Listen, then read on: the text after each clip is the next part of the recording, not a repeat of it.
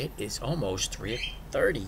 It is. It's 3:30. Happy Friday, everyone. 3:30 Friday afternoon, July 7th. It is first Friday of the month. Do you know what that means? Block party down street. Actually, downtown, they have a block party. They close up for the street and have a big old party in the street every first Friday of the month. Okay, so it is Friday. Not a whole heck of a lot to say about Friday other than, hey, it's Friday, it's here, it's time to party, let's get on. Okay, stock market closes in 30 minutes, and we don't have a lot of positions open this week, but if you have any questions, and please just feel free to ask, and we're going to see what we're doing and how, basically how things are going for us. So let's just jump right in and see what we're doing. So, Dividend Stock Talk, what's it all about? What's it all about? We invest in dividend stocks for weekly and monthly cash flow.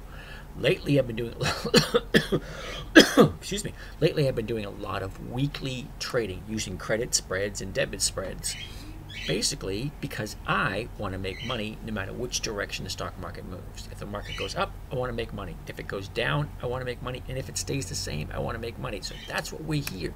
We're here to look at dividend stocks that are getting ready to pay their dividend, because we found that just before the EX date, just before they get to pay out their dividend, a lot of stocks move up.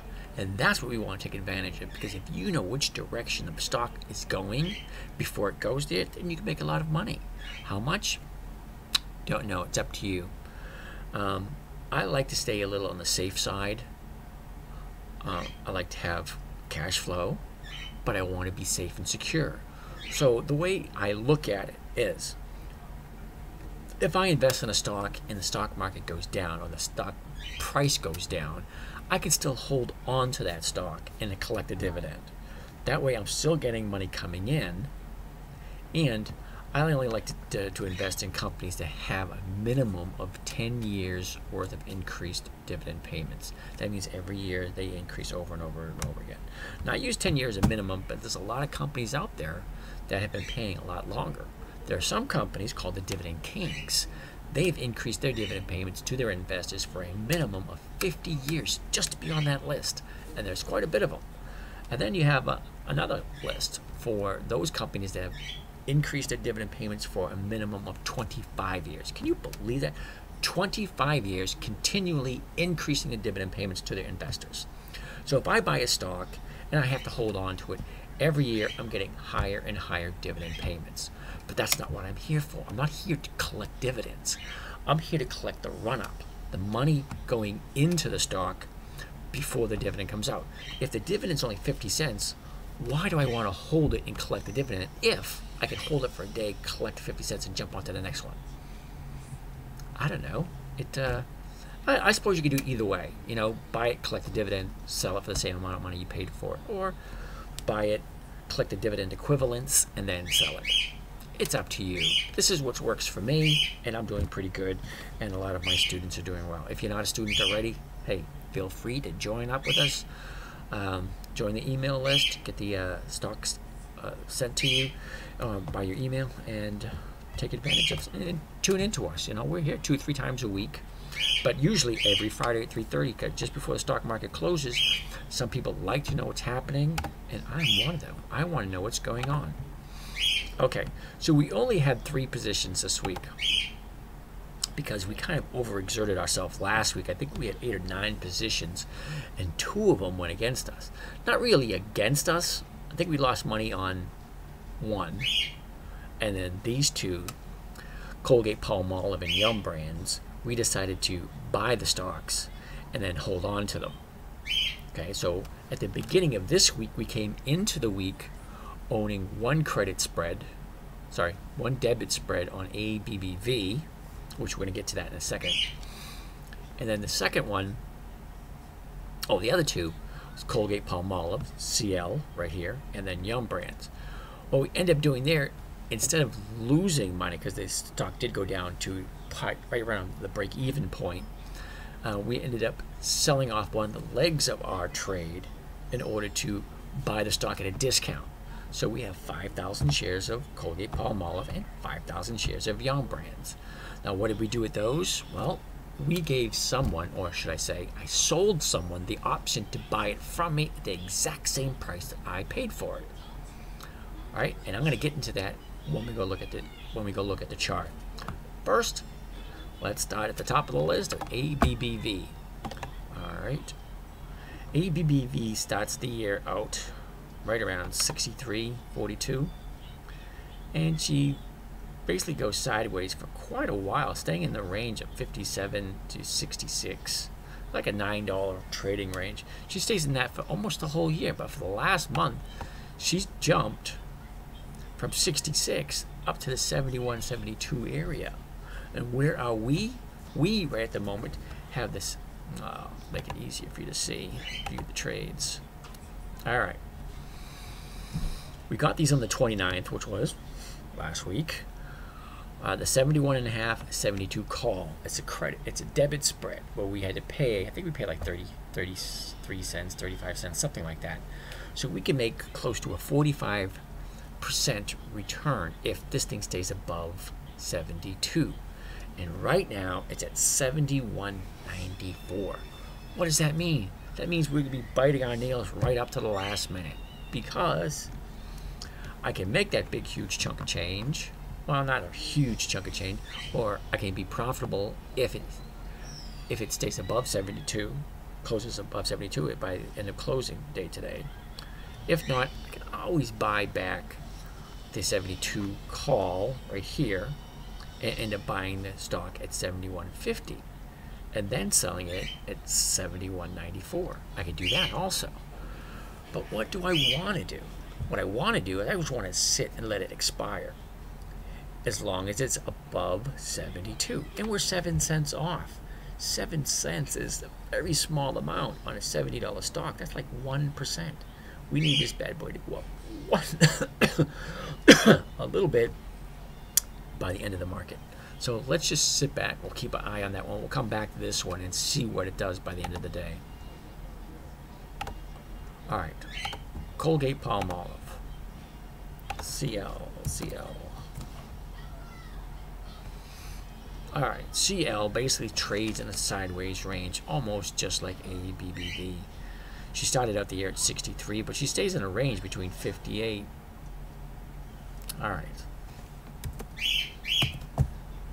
There we go. That looks a little bit different.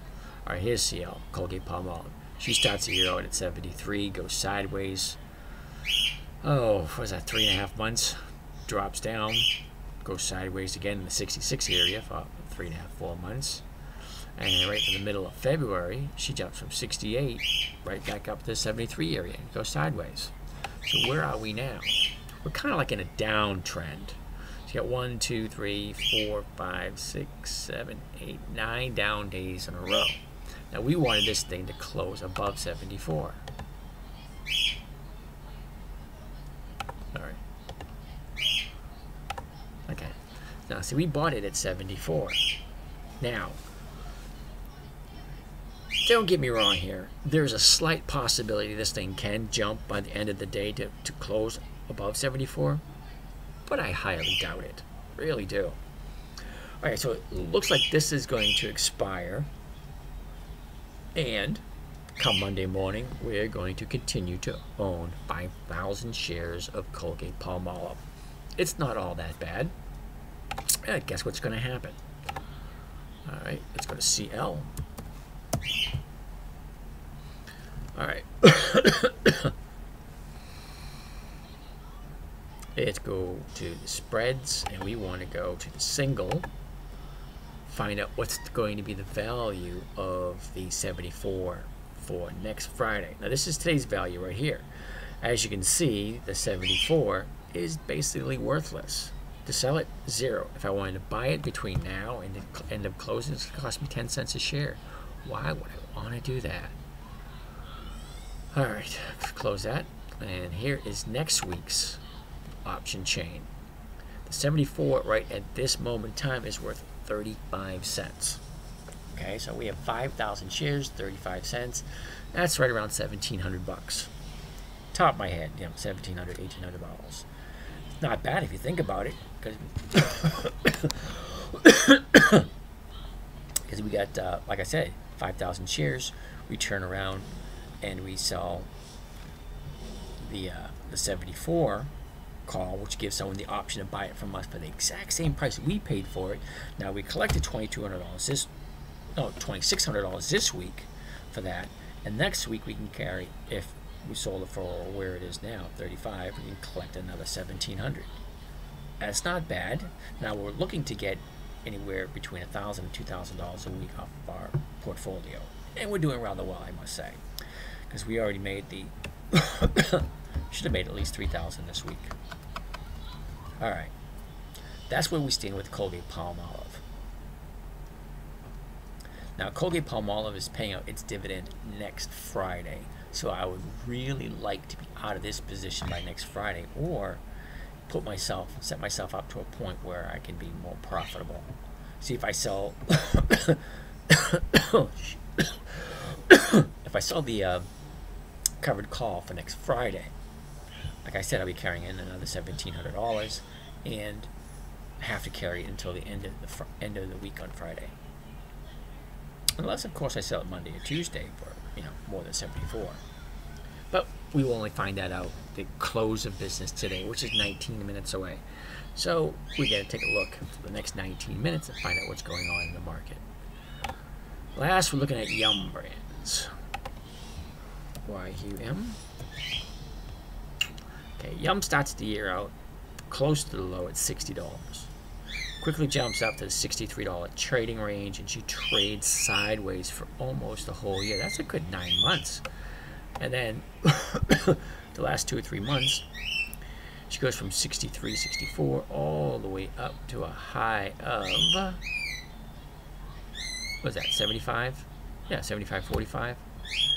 Comes down for a couple of days, and she settled right to where she is now at 73.42. Now, what do we have Yum Brands at? 73.50. We are actually 8 cents away from being bought out. Now, we sold this 50 contracts, or 5,000 shares, at 44 cents per share. Now that is over $2,200. So we made $2,200 off of this. Now we bought it for $73.50. We could let it expire, do the exact same thing next week, because we're off by 8 cents and we got 18 minutes to go. Can the stock really move up 7 cents in 18 minutes? Of course it can. It's not a lot of movement. But you never know, and we have to pace ourselves and wait for the clock to tick away. I'm happy either way. If I'm bought out, great. It's $2,200. If I'm not bought out, let's find out what's happening next week with Yum.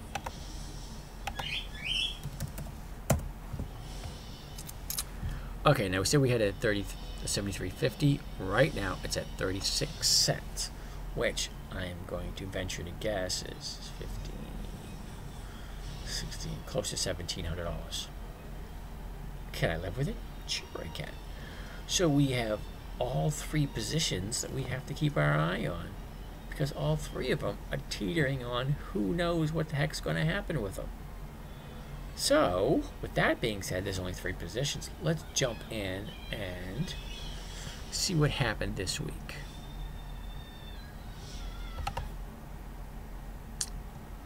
All right. Today is the 7th, which is right here.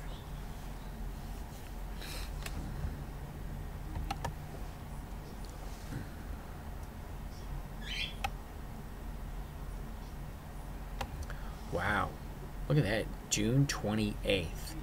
184 companies paying dividends on June 28th. Do I want to look at June 28th? No. I want to look at July 21st. There's only one July 21st. Let's go to the 7th. All right, here's the 7th. We had 11 companies that went EX. Ooh, excuse me. Today. So let's quickly. That can't be right. BHGE, the dividend is $17. Can that be right? BHGE, Barker Hughes, a GE Co-Com CLA. BHGE, I have no idea what that means.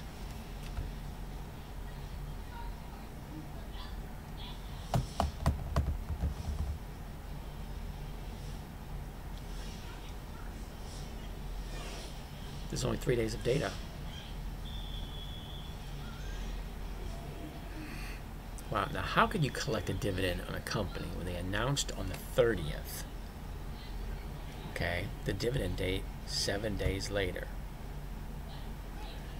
Dividend record date. Wow. Dividend payable date. Now that is not right. It's just, no matter which way you look at it, it doesn't look right. All right. Let's see if I can explain this to you as the way I'm reading it. The stock company's name is BHGE, Baker Hughes, a GECO Limited Liability Corporation. The amount of the dividend is $17.50. They announced it on June 30th at 1 a.m.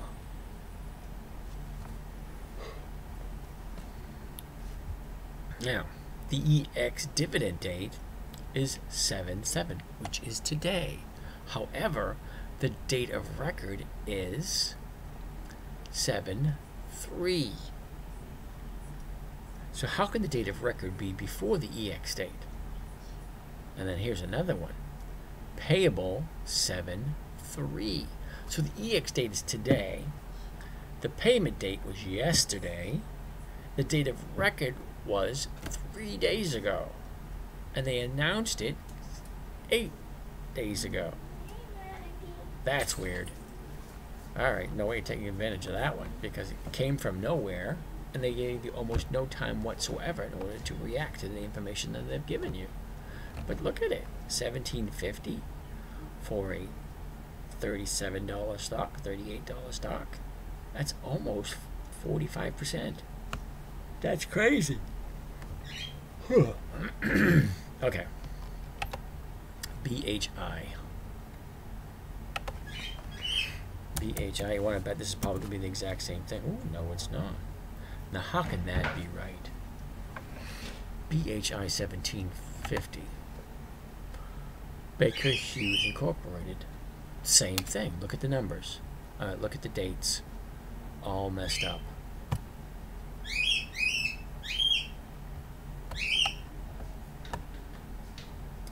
That's a big drop. Drop, drop, and drop again.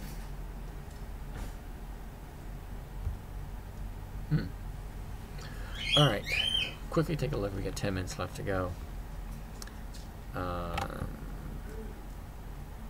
City Office Real Estate Investment Trust, 23 cents. If we wanted to take advantage of this, we would have to have gotten in on the 6th. Okay, so let's take CIO on the 6th. CIO. Wait a second. EX8 is here.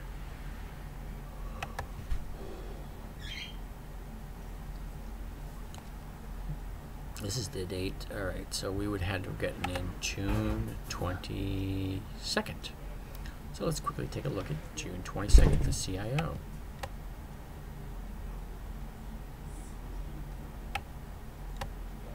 Okay, so CIO has a 23-cent dividend. She opens up at $12 and 67 cents. The high of the day was $12.77, which is only a 10-cent increase. We're looking at 80.90, looking at $12.90. That is the target price. Day 2, nope. Day 3, $12.80, nope. Nope, nope, nope, nope, nope, nope, nope. Day 7, $12.80. 92. There you go. You hit your target price. 7 or 8 days. DG, was that Dollar General? Dollar General. On the 22nd.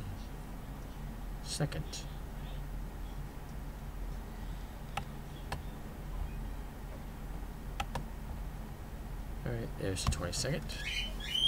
DG, we're looking at 26 cents.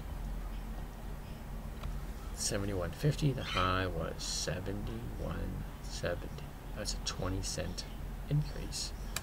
So we're looking at 71.76.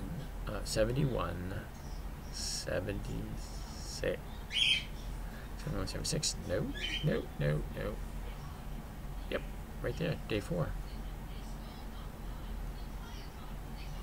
Ooh, getting a little bit tired here. Whew. Last 10 minutes. Okay, so what went out there? Come on. I just love it when the computer goes slow. Must be that time of day where everybody's on, making things go nice and slow. And why did it do that? No. It closed out. Why would it close out? Now that's interesting.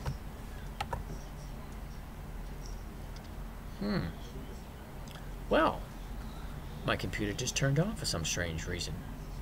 I have no idea why that is. Alright, well, let's get it going. That would be funny if I'm logged out of my computer and I can't make a trade between now and the close of business day. Because that is rather strange. Well, while this is setting up, let me see if I have any questions. And I have no questions. Come on, you guys got to have some kind of questions whatsoever. So let's go back.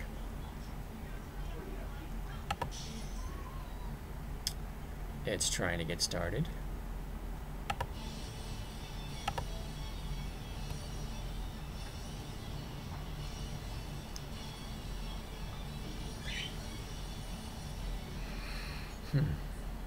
So we got a little bit of delay. Now we're at 3:52. And we are trying to get this thing rolling. Well, try not to go anywhere. Oh, while waiting for this to start up, let me show you a few resources I found. TheStreet.com has a really cool dividend calendar. It's not as accurate as it used to be, but today's date is the 7th, and it's not giving me any readings whatsoever at all but 7th. Yesterday, only one company, come on, it had one yesterday. So I don't know why it's not giving me all, but this is just one company. That's TheStreet.com. Now, dividend calendar. That lists everything. That's going today. That's July 5th. Today's the 7th. Always boggled my mind how one company can have a whole list of companies going EX. See this? July 7th. All these companies paying a dividend today are going EX today. And over here, they have nothing for July 7th. See? Not a single thing. Now, let's see this one. This one doesn't really allow me that much. This is for the week. Okay, how are we doing here? There it is.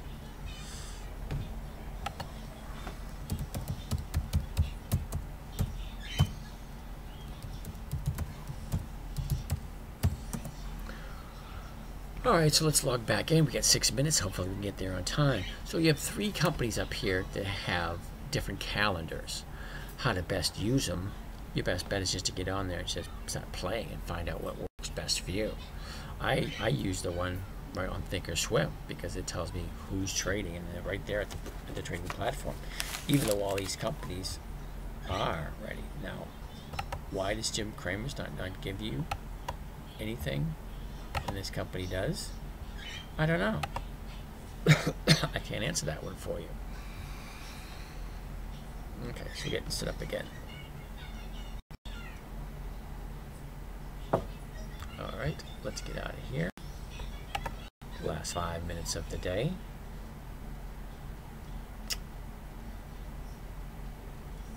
Wow. Now, it's funny, I've been trading for years and I've never noticed this. Look at right here. The clock. 4 minutes and 23 seconds left to go, and it counts down how much time's left by the end of the day. I've never noticed it. I've been trading for over 25 years. That is crazy. All right, so let's jump back. ABBV, ABBV, and 7202.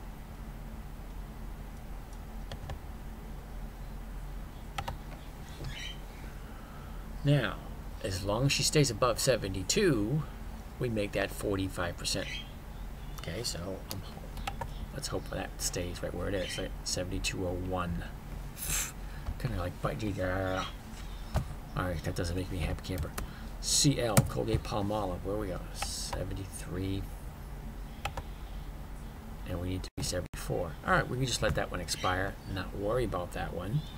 That way, we can do the exact same thing again next week. And yum, UM, 73.50. Yes, and that's what we want. We wanted to stay above 73.50. Right, so that 74. So we're going to continue to own Colgate Palmolive next week. But Yum Brands, as long as she stays above 73.50, we'll be out of that, and somebody will buy us out, and we will have profited the 20. I don't know, was it 2,200 from Yum and 26? Yeah, 26 from Colgate Palmolive and 2,200 from Yum. So that's over $4,000. And the next week I get to do the Colgate Palmolive thing all over again. Okay, so Yum is good as long as she stays above 73.51 or 73.50. That works. Colgate Palmolive, CL. It's ain't gonna happen. It's gonna go up 74. Okay, so I'm not worried about Colgate. That will carry over next week. ABBB. We want that to stay above 72. ABBB. 7204. All right, so we had 3 minutes left. 9 cents. Uh-oh.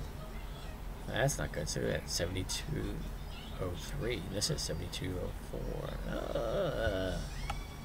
Talk about being nervous. A nervous Nelly. 7202. Wow. Because you never know where it's going to end up. Now I could buy it back. I'll let it expire. I'll let it expire, see what happens. Or you know what? Let's see if we can sell it. And go ABBV. And it is a spread. A vertical spread. Yeah, we could sell it for 45 cents right now.